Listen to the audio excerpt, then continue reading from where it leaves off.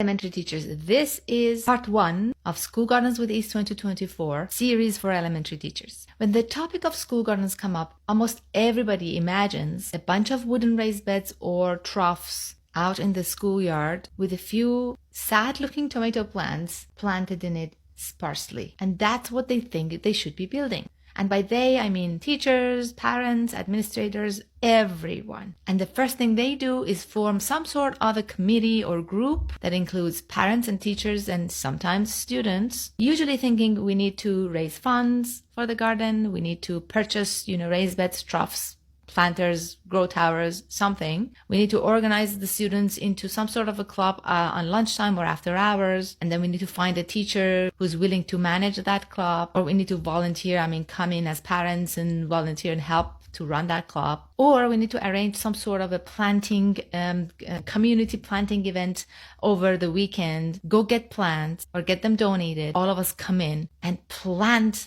them all in one big bang. And speaking of plants, it usually starts with seedlings. No one ever does something like this, starting with seeds.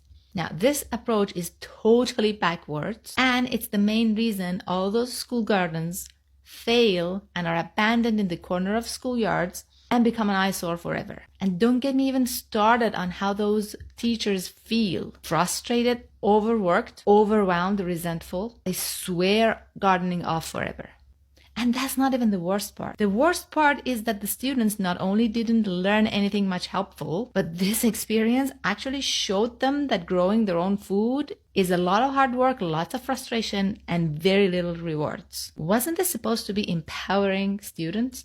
Wasn't this supposed to show them the opposite? Wasn't it supposed to be educational? What happened, people wonder at the end. I'll tell you what happened. The main thing, education, got lost in all the chaos and hustle and bustle of growing this outdoor school garden. This whole approach has proven wrong time and time again, but that's still what people do. Who can blame them? If you Google it, this is the approach that you will receive. There's books and books written about this. But just because everybody does it doesn't mean it's right. The good news is I've been doing this for more than a decade now, and I've helped hundreds of teachers grow amazing educational gardens with thousands of their students.